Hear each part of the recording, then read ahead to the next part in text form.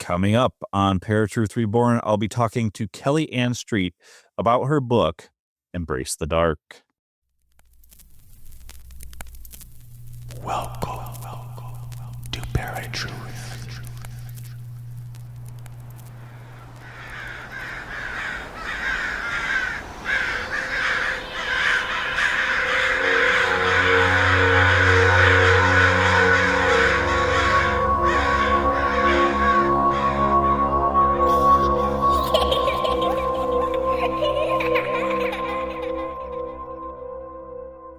Welcome, Paratruthers, to another episode of Paratruth Reborn. My name is Justin, and I'm very excited today to welcome Kelly Ann Street to the show.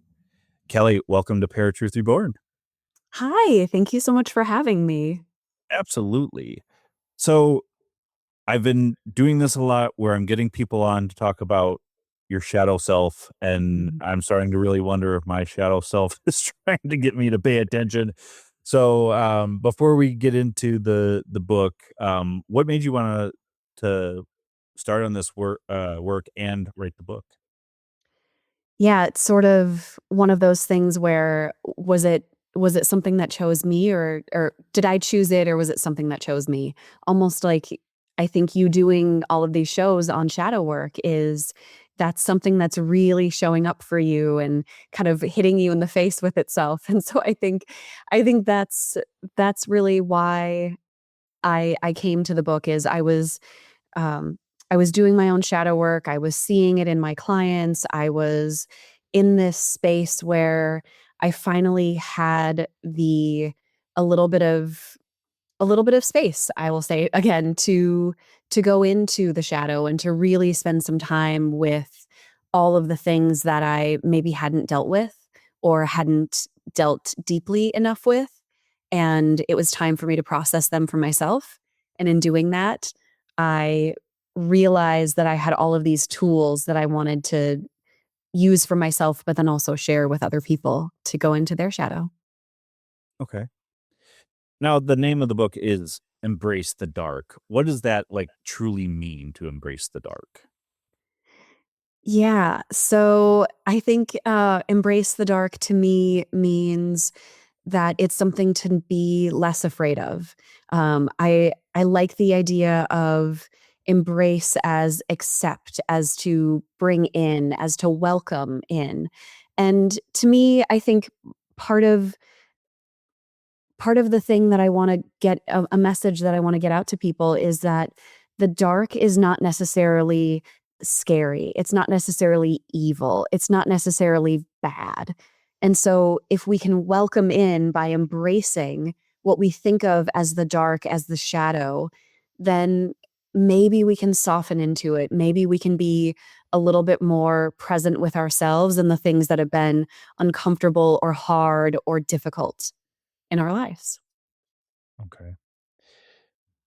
Now, a lot of people hear shadow and they think, evil, they think bad. Um, why do so many people fear their own shadow? Is it just because we're kind of predisposed to hear shadow or darkness and think not good?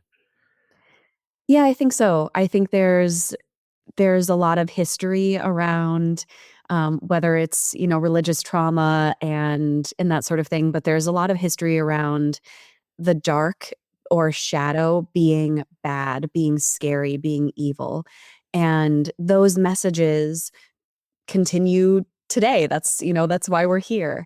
And yet I think part of what it is in our modern world, why the shadow still feels so scary is that it's the unknown. It is the shadow, it is the dark for a reason because it's not something we're either yet aware of or it's not something that we have fully processed and brought to light and come to terms with. Or another reason why we often think of the shadow as evil is or bad or scary is that our shadow is stuff that we've been rejected for or been told is unacceptable about ourselves in the past. And when you've been rejected or hurt because of a part of your personality, and then you need to face that or want to integrate that back into yourself, that's a That's a really frightening prospect. Mm. Now, we did a poll and asked our paratruthers, have you ever experienced a dark night of the soul? Mhm. And 100% of them said, not sure what that is. So, what is the dark night of the soul? Yeah, so, is it okay if I give, like, a little bit of a history lesson here? Sure. Yeah. Fabulous. Okay. So I feel like you can't explain what a dark night of the soul is without knowing its origin. So in the 1500s, there was a Carmelite monk named St. John of the Cross. And St. John of the Cross, like many, monks and religious figures during that time, was persecuted for his very particular brand of Christianity. His type of Christianity was for some reason, outlawed, not allowed during that time, and he was put in prison. And so while St. John of the Cross was in prison, I think he wasn't maybe necessarily St. John of the Cross then, but he was put in prison. And while he was in this prison cell with, stone walls, cold, no food, very little food, very little water, all he had was his mind. And while he was in that prison cell, he was thinking, why is my God not here saving me? Like I'm in prison for my beliefs and I'm alone. I don't feel a connection to God. And he started writing this poem that later became known as The Dark Night of the Soul. And so he writes this poem, but he doesn't have pen, he doesn't have paper, he doesn't have anything to actually write it down on. So he just repeats the poem over and over and over in his head. And then when he does get out of prison eventually, he writes the poem down and he wrote a whole book explaining what the poem was about. And really, the heart of the poem and his experience and A Dark Night of the Soul is a sense of complete and utter abandonment of your soul being lost, being you don't have anything to hold on to. There's nothing tangible to feel. And I think when we've gone through an experience in our lives where you're just, you're going about your day, you have a connection to something greater than yourself or some meaning in your life. It doesn't even have to be religious or religion. I'm not particularly religious myself. But when you have a connection to something other than yourself, something greater, or even a connection in with yourself, and then that goes away, you you lose your meaning through losing your faith in something, losing a relationship, losing a job or a career, and all of a sudden these walls that you have built around yourself of meaning of who you are go away. That is a dark night of the soul. Okay. Well, I'm glad you kind of gave that history because I literally had to look this up before we got on today because I had never heard of it either. So it didn't surprise me that our listeners didn't either. Um, but yeah, that's fascinating, especially like he was able to not just become in touch with his spiritual self, but got down into his own psyche because he was just alone. Yeah. Yeah, absolutely. A dark night of the soul really brings you to your knees and has you question everything you think about yourself, everything you might think about the world. And from that place, that to me, like that is embrace the dark, that you get to that place, you're on your knees, you don't know where to turn or what to do. And from that place is where you rebuild and where you reconnect and get to know yourself and love yourself, hopefully, a little bit more deeply. I feel I've had a lot of those, so I think maybe it's time to do some shadow work Mm. and rebuild myself. Yeah. Uh, Now, how can pain actually become a tool for healing instead of something to escape or even just not letting go of it? Yeah, I think, it's interesting you say pain and I know you're probably meaning emotional pain Mm. and that is definitely, one aspect, one version of it, but I will say immediately I went with this idea of physical pain, and so I wanna speak to that a little bit because a lot of my work with people and with myself is in the body and in somatics, and so whether it is physical pain or emotional pain, that pain is a clue. That pain tells you something is not right here, something is off, something is happening that we need to address. And so, if it's I'll just say if it's physical pain and whether, you're having consistent lower back issues or, your shoulder has really been bothering you and it's maybe not just from, playing too much pickleball or whatever it is. And you can tune into and just maybe close your eyes and go in to that part of your body wherever you're feeling that physical pain and just ask yourself or ask the pain, what do you need me to know right now? And you can do that with your physical body, but you can also do that with your emotions. And so when you're feeling grief or sadness or jealousy is a big one that I really like to work with people as well as anger. And when you're feeling those emotional pain points, you can use that as a cue to turn back into yourself and just quietly ask the question, what do you need me to know right now?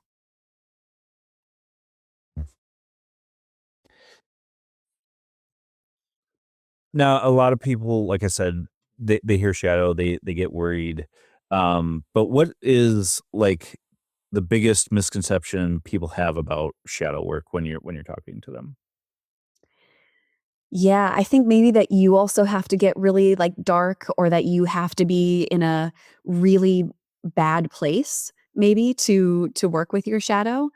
I think sometimes it's when I'm in a good or a more balanced place that I'm actually able to access more shadow because I have a deeper level of self-compassion and trust within myself rather than necessarily if I'm not in a place of grief or of loss and yet I have some uncomfortable feelings that are coming up. For instance, I love to give examples. And for instance, today, actually, with one of my clients, what came up was really talking about comparing themselves to other people in their industry on social media. And so this client is an esthetician. I happen to know she's like an incredible esthetician who, works with people's skin and is really skilled at her work.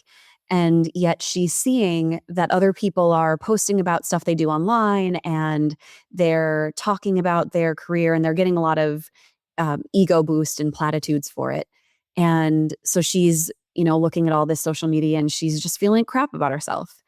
And from that place where she's looking at others, she's seeing all of this comparison. Maybe she's not, in the darkest spot. Maybe she's not, she's not feeling this complete sense of loss or abandonment. She's just kind of not feeling great about herself.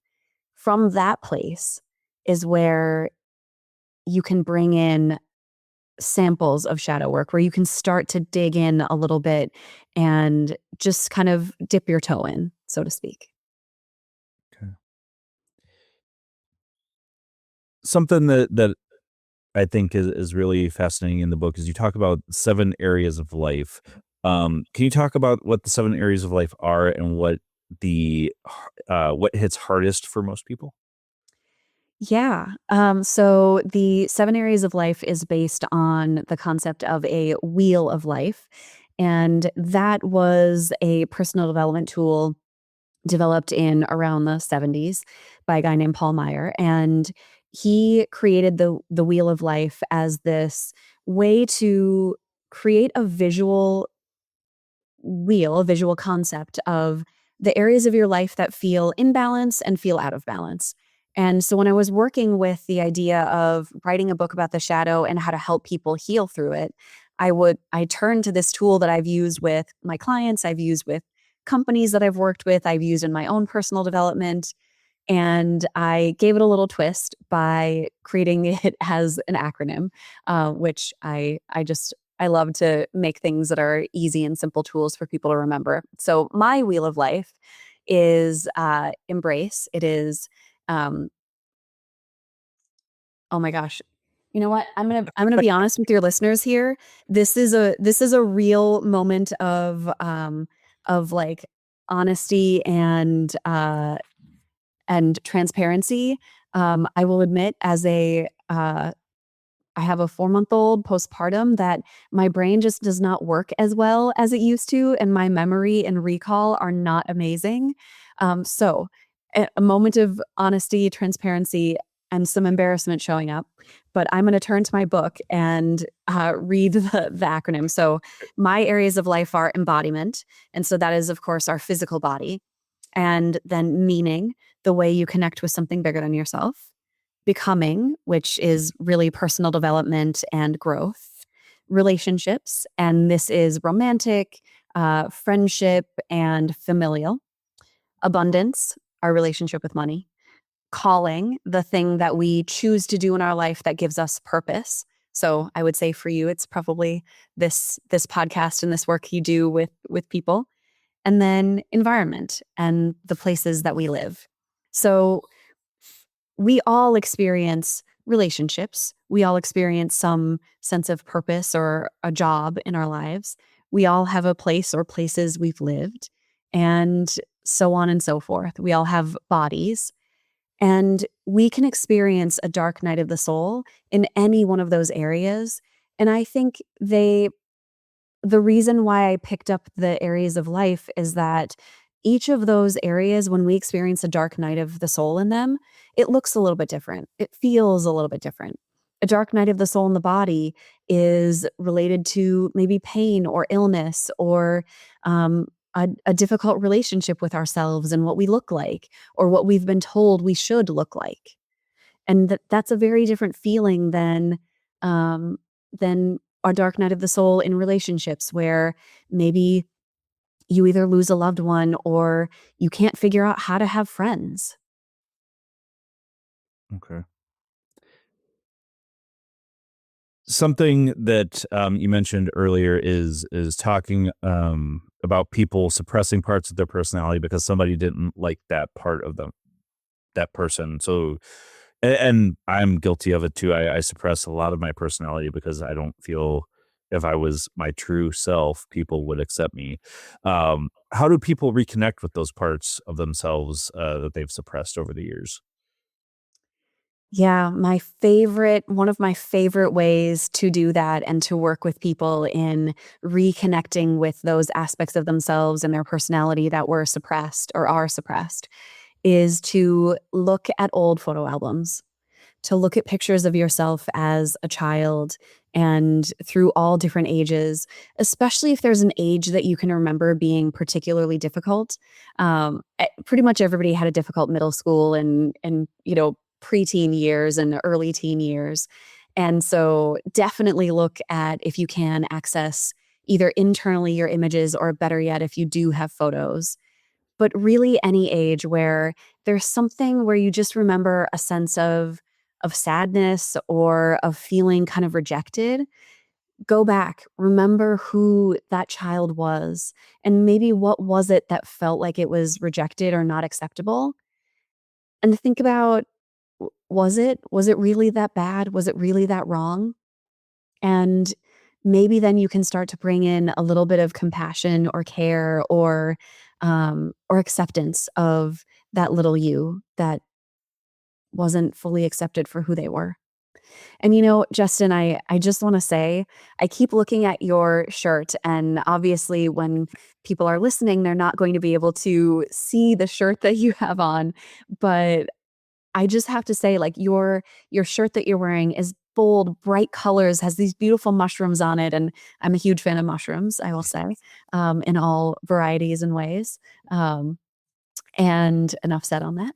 And so seeing your shirt, I'm seeing this joy, this playfulness, this childishness, and it's a really lovely image to have. And I just wanted to note that and how I wonder how that shows up for you. I appreciate that. I mean, this is actually one of my favorite shirts. So now, you mentioned you like to tell stories or tell experiences. What role does that play in healing, whether you're telling your own stories or listening to other people's stories? Yeah, healing happens through witnessing others and being witnessed for sure. It happens through connection, and we do that by hearing what other people have gone through and going, "Oh, me too." And the things that have happened to us, the things that we've been through, we can create a ripple effect with within ourselves, but also with whoever we're talking to. And, I really found this to be so true when I was at a women's retreat, and I do write about this in the book.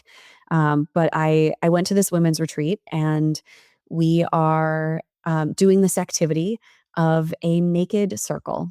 And so there are 30 women of all ages and shapes and sizes and backgrounds sitting in a circle, undressed to their level of comfort, as a way to both see and be seen in our bodies and to share the story of our bodies.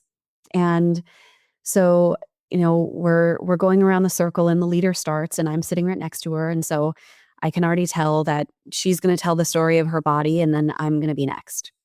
So she tells the story of her body and the things that it's been through and where she's at with it now, and then moves on to me.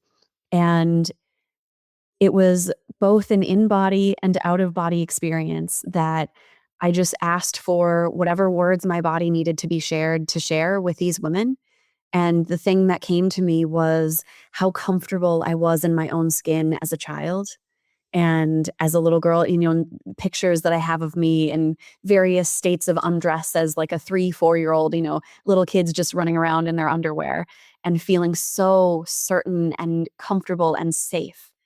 And then what happened to my body to get to the place where I didn't feel safe anymore, where I didn't feel comfortable, where my body became something that was for other people or that I was told was bad by other people.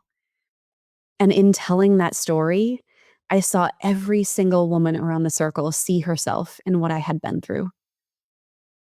And it shifted everything for me. And it shifted so many of these other women as well. Did being vulnerable like that, feel scary or uneasy at all? Like, both being naked and trying to remember something like that? Uh, Absolutely. Absolutely.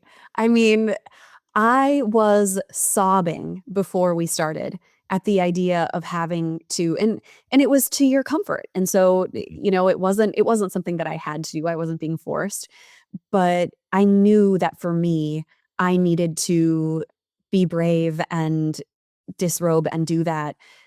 And yet, it was one of the most terrifying experiences of my life to be seen in that way, to be so vulnerable and raw and open with people.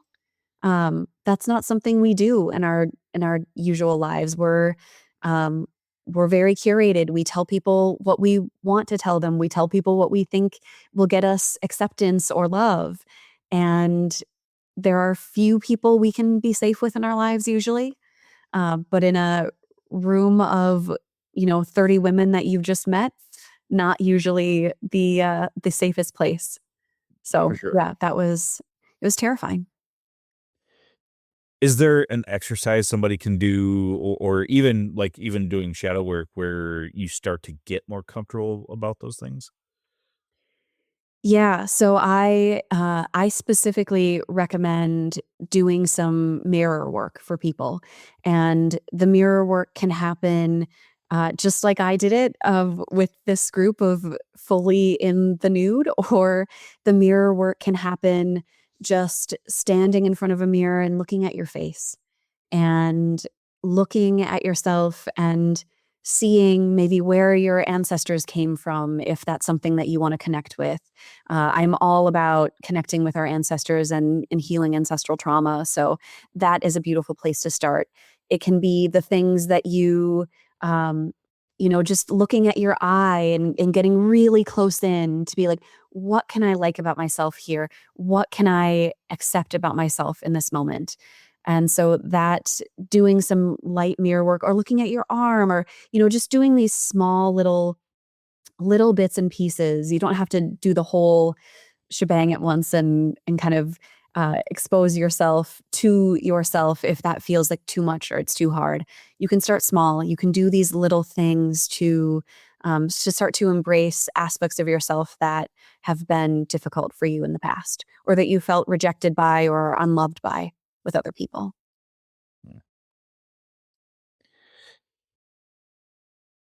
How do you balance embracing darkness without getting stuck in it? Or can you get stuck in it? Oh, you absolutely can get stuck in it, and that is one of the the difficult parts and of working with a shadow. And so for me, I have a lot of things that I turn to in order to not get stuck in it. And one of those things is the people in my life.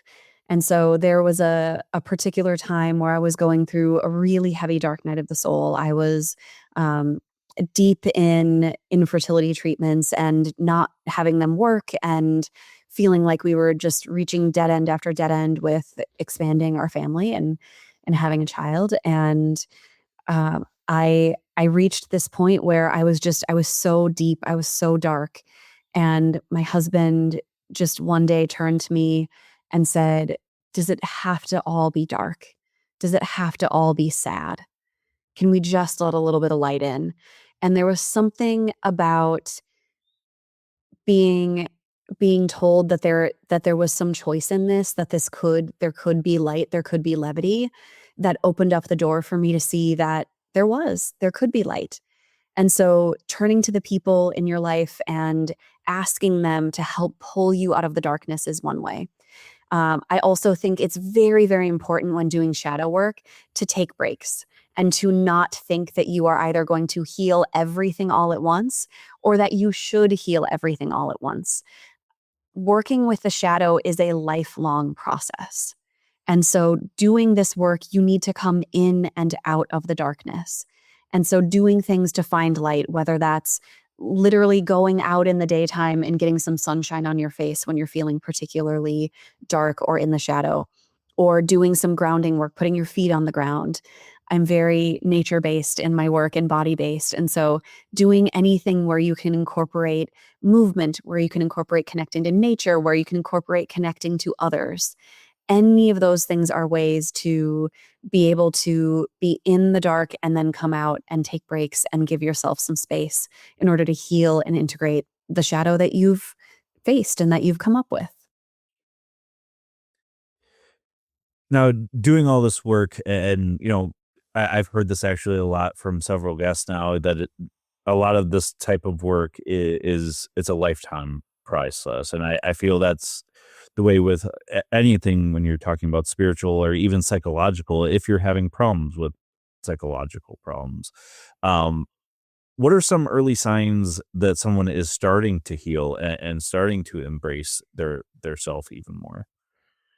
Yeah, that is a great question. I have people come to me a lot and say, like, how do I know when I'm healed? Or, like, how will I know when I'm done?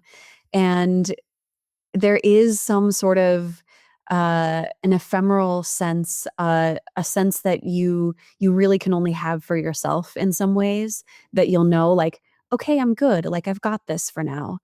But I think for me personally, there is a sense of I just feel connected in with myself. I just feel grounded and a sense of okayness. It's almost like where you you can put your hands out and you know that your hands are steady. It's those little things. Or one other way is a really great test.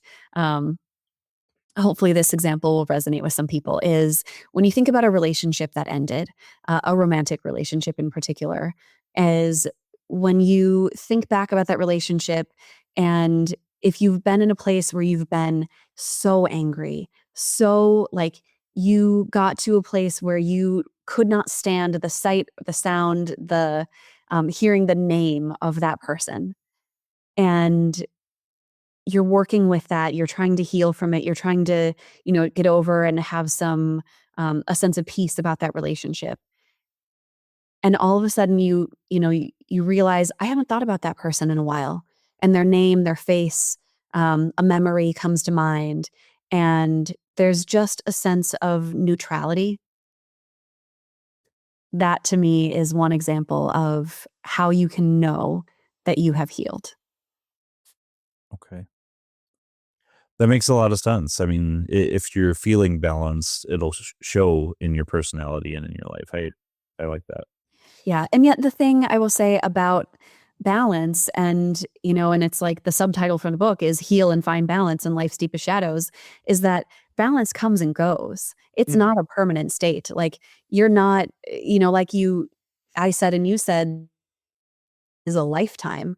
We're always doing it, and so we'll have moments where we're in balance, where we're feeling that groundedness, and then we will get knocked on our backside, and something else will happen or something will come up that we've gotta face it again.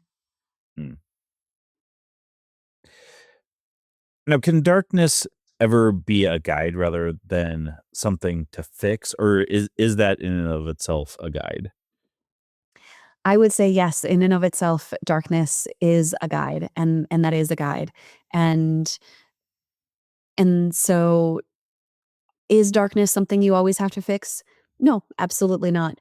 I think more often, in fact, darkness is something that you have to integrate and take in. And so it's like going back to that idea of the things in that were unacceptable about us in childhood. So I know for me personally, I was brought up to feel like what was acceptable was that I was happy, was that I was a joyous kid.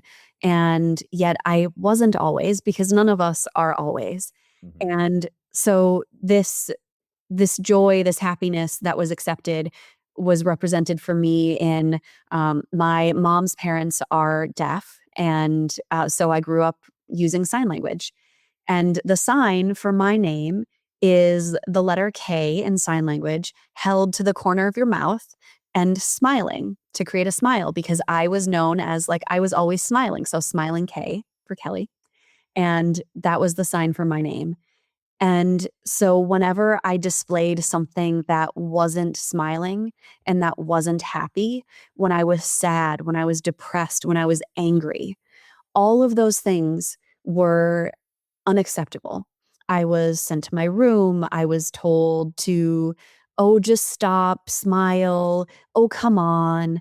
And so all of that, when I got told that that was unacceptable, I shoved it down, I put it aside, and I became someone who lived my life in toxic positivity. I became overly peppy and hyper and always trying to put a smile on my face.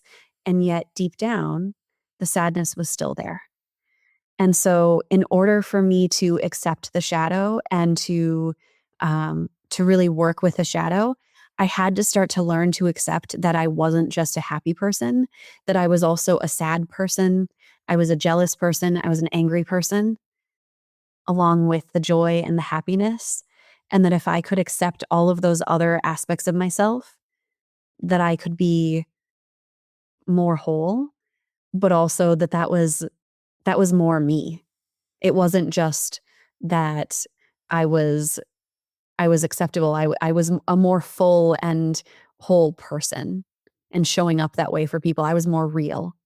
So, yeah, I guess that to me is how we can think about the shadow in a different way. Well, thank you for bringing that up too, because it kind of covers what my next question was. But I find myself doing that a lot. Just telling somebody, "Well, would you please stop?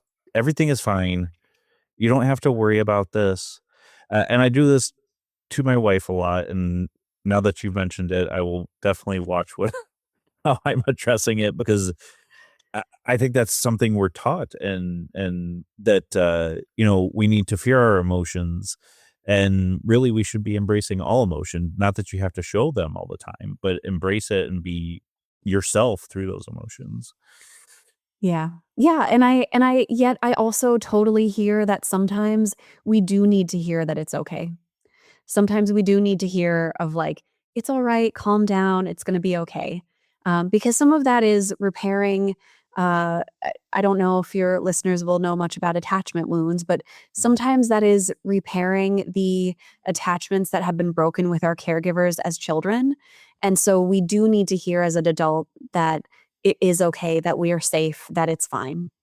Um, it's when that becomes the default and when it becomes dismissive that that's when we wanna keep it in check and notice both for ourselves or when we're telling other people, "Oh, it's fine." Is like when you think about that anxious thought that comes up and you kinda swat it away like an annoying gnat or a bug, that's when you go, "Ooh, am I just not listening to something that's going on that's deeper inside me?" Well, and that's the thing too. I'm always genuine about when I say it, but I can understand how saying it all the time would sound like you're being dismissive. Yeah. Um, go ahead. Yeah, and so I think maybe, not that I'm gonna be your therapist here or that I try not to dole out advice, but I think it could be helpful for people to hear like, "Oh, what do you do in that situation then?"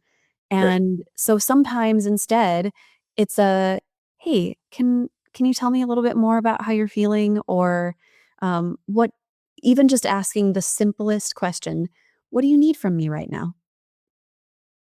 What would feel good for you right now?" Instead of me telling you that it's gonna be okay, do you want a hug? Do you want me to, rub your back? Do you want me to jump into action and do something? And so instead of maybe saying, "Oh, it's gonna be fine. Don't worry about it," is, "What do you need? What do you need right now?" And I think, listeners will hearken back to early in the conversation when I said to ask that of yourself as well. And so I think that's just an overall important question to ask is checking in with and thinking about what it is that you need, what it is that others might need in those moments where you're feeling unsettled, where you're feeling anxious, where you're feeling afraid. Okay. Now, was there something that surprised you while writing this book, and what was it? Oh, that is a very fun question that I've not yet been asked. Yeah, the main thing I will say that surprised me when writing this book is all of the editing. I know that that maybe isn't the answer that you would think of or that we're going for, but really the editing, and I guess what I mean by that is when I sat down and wrote this book, I really wrote the first draft of the book for myself. I needed to process things that had happened to me. I needed to understand the stories that kept coming up that were holding me back or that were causing me a lot of pain. And so when I sat down and wrote the first draft of this book, it was entirely something that I wrote for me to get out on the paper and to just process and be able to say, "There it is in black and white. That is my story, my truth." And so then after that first version happened, I went, "Oh, okay, that was great for me, but what are other people actually gonna get out of this book? If I write this book for other people to read, how can they see themselves in my stories? How can they see themselves in the tools that I used or things that I talked about that helped me heal?" And so I wrote probably, I think, 4 or 5 versions of this book to get to the final one that came out that hopefully is something that people really can see themselves in and see themselves in the things that I've been through, but also my clients have been through that I write about, and see themselves in the tools that I talk about using, whether it's meditation or shamanic journeying or psychedelics or IFS, internal family systems therapy or somatic therapy, any number of the things that I talk about. I just hope that people read the book and now see that this is a book about healing And it's a book about how I've healed, but it's a book about how maybe you can heal too. Okay. Now, you just brought up psychedelics, and I've heard a lot of people talk about the benefits of using psychedelics, especially doing work like this, or even like meditation or astral projection, things like that. Should someone have a guide, like someone who's done this before with them, if they wanted to try psychedelics to do something like this? I would say absolutely yes. And I am all about us having our own internal healing wisdom. Cool. Yes, we all are our own greatest healer. And in order to do, I think, true psychedelic therapy, um, you know, you can utilize psychedelics or things like that in other ways that aren't necessarily for healing. But if you are trying to use them as a tool to heal, having a guide who has been there before, who knows those spaces, who has done that work, whether it is utilizing really the only legal substance nationally is ketamine. And that is something that I use in my practice with clients, but I also talk about utilizing other medicines that are not yet nationally recognized as healing medicines. And so either way, using any type of those things, I think starting with a guide is an essential part of the process. And it's even just to have someone there, to go back to what I said about witnessing, someone who is there to see and understand what you've been through and what that experience is. Because often what I find from people is if they do that work by themselves, what will happen is they come out of it feeling incredibly isolated because no one else in their lives often is doing that kind of deep work. And so they'll come out of it and they'll feel like, I don't have anybody I can talk to. I don't have anyone who can relate to this work. And so when you do that and come out of it and feel isolated, you can kind of go back into the shadow. And so having someone who can be both a resource while you're in the medicine session, but then coming out of it to help with that integration, I think personally makes a world of difference. I mean, even outside of all of the spiritual and healing and stuff like that, I've even heard doing it recreationally, you should have somebody there with you because you may not be doing well if you don't. So, Yeah. um, Yeah. And I will say I'm not sure that I buy into or that I totally believe the idea of a bad trip. I do absolutely think that there can be situations where someone feels unsafe and where someone has um, a moment where it feels like there is a break in their psyche and in their system. And I am a deep believer that that is actually a part of their healing process that needs to happen. okay. Now we've said this a couple of times during the episode now, coming back to yourself. What does coming back to yourself actually feel like? It feels like coming home, Justin. That's the best way I can describe it is it feels like remembering who you have always been. And so for me, that is, yes, someone, like I said, in my personality, someone who is joyful and who is happy, but someone who is also fierce and will fight for what they feel is right and will not back down or let anybody else tell them um, who they are supposed to be and what they are supposed to do. And that sense of ownership about all of those aspects of who I am, it's like I can feel it inside of me right now. There's a groundedness, there's a sense of coming home, there's a sense of like, yeah, that's who you are. You got this. That's awesome. Now, for somebody who wants to start doing this work, how can someone begin shadow work safely on their own? Yeah, my favorite way to start delving into shadow work is through the good old classic therapy tool of journaling. And so journaling by, via shadow work via journaling can look like going to those memories that are maybe not so super difficult, maybe not the most difficult, hardest thing you've been through, the most crushing moment of your life. Maybe it's a moment where it just kind of stands out, like, you're in middle school and someone said something to you that you just felt a little bit of a sense of shame and a little bit of sense of embarrassment, and it's kind of stuck with you like a residue. And so you think about that memory and you start writing it down.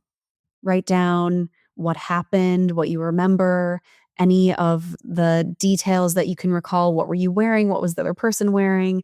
What was the room like? And you just write down as much information as you can. And then from that place, you can think about who you were at the time and try journaling from or connecting to that middle schooler that you were, if that's, the memory that comes to you, or whatever it is. Journaling about and thinking about who you were at that time and what did they need? What did they want? How did they feel? And that, I think, is a really great and simple way to start accessing some of those more difficult, painful things. And in accessing it, you're processing it, you're telling your story, and you're witnessing it for yourself back on the other side now as an adult. That's that my therapist had suggested journaling. They didn't know much about shadow work, so to incorporate that into my shadow work will be phenomenal. So I'll definitely start doing stuff like that. Like I mentioned, I feel like I'm being called by my shadow to start fixing myself. So, but what do you say to someone who feels like their darkness is too much to face? Like I can't do this.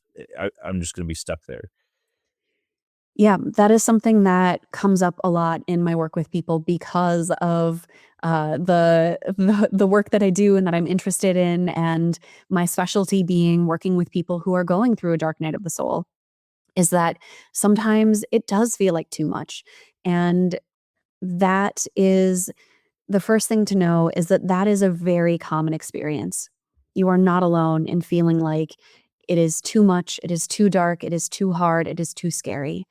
And so I would say to come with that knowledge of you're not alone, a lot of people feel that way, and to find yourself a a good guide, a good support, a good therapist to work with, um, or even someone who just feels safe in your life, who you can start to tell little bits of or show little bits of your quote darkness to.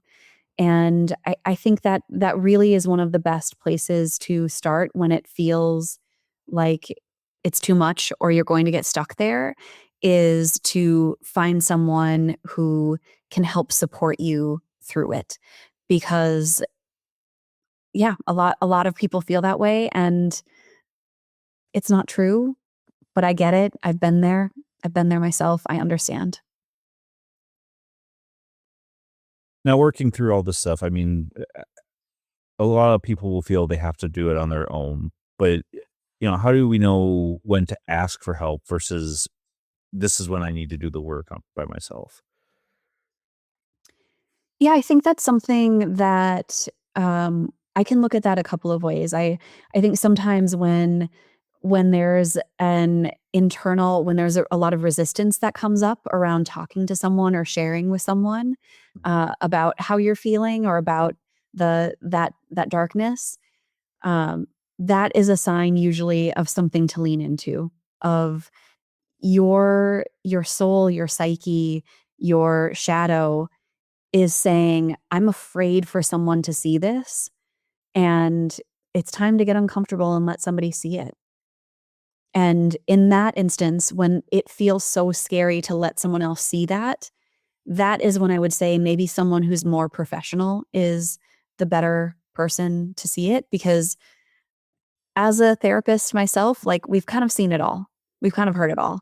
And So there's nothing that somebody can say to me that I would hear or find. I think, I have my edges as well, but I think there's very little that some everyday person could say to me that I would be like, oh, this is too much. It's too dark. You are dark. You are unhelpable.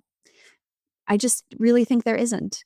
And so having someone who is used to hearing other people's shadow and darkness, great resource.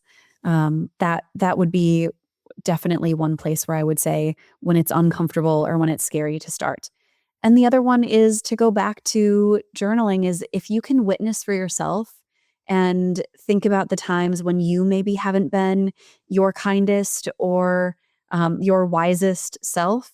And if you can bring in just a little bit of a sense of compassion and a little bit of sense of forgiveness for yourself, that's another place to where you can start to bring in kind of the witnessing and being seen and feeling like maybe it doesn't have to all be so dark. Have you ever had clients tell you that they just don't wanna do this, like, they can't face it at all? Or just even, "Well, that sounds very woo-woo, I'm not doing that." Yeah, I have both heard it from other people, and I've definitely also felt it myself. For me, less on the woo-woo side of not being able to deal with that, but more definitely I have been in and have seen a lot of people in the place where they're like, I just don't want to. It's just like or this is weird. And, for those people that I've worked with where it does feel weird or woo-woo or too much or just like shadow, um, I I won't use those words.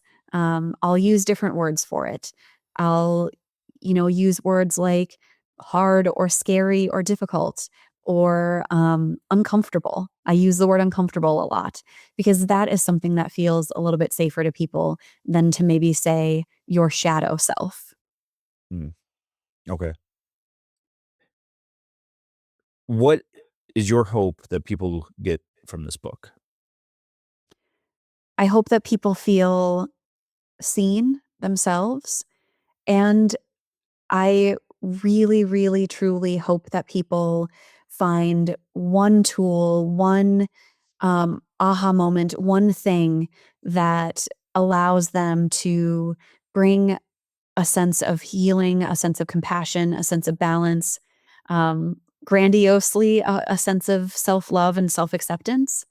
Um, just one little nugget from the book. That's all I hope for everybody who picks it up and reads it or listens to it. Okay. Now, before I let you go, I wanted to ask, is there a simple exercise somebody can do to start doing this work? Yeah. So let's see. We've talked about journaling. We've talked about doing some mirror work. Um, and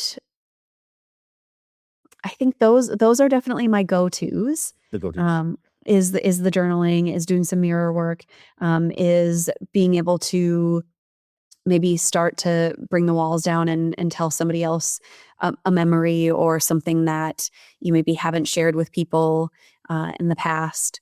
Um, but my absolute favorite tool and the thing that I make everybody that I work with do is breathe. And sounds silly. That's something we're all doing passively all the time. Right. But breathing intentionally looks a little bit different. And how I instruct people is put one hand on your heart and one hand on your belly if that feels comfortable, or both hands on your heart. But I prefer the hand on the belly and hand on the heart. And closing your eyes and just taking in one deep breath, fully expanding, and then letting it go. And I know that doesn't maybe seem like it's shadow work, but it is. It's the start. It's just creating a little bit more space in yourself, a little bit more acceptance. And that is really what is at the heart of shadow work. I feel that that really helps people feel they can embrace themselves too, just by the fact that they can touch themselves Mhm. without Yeah. being uncomfortable about it. Yeah. Uh, Exactly. Yeah, thank you for noting that. That is a really important piece. Now, we are getting close to the end here, so I wanted to let you have the mic to tell everybody where they can find you, find your work. The mic's all yours.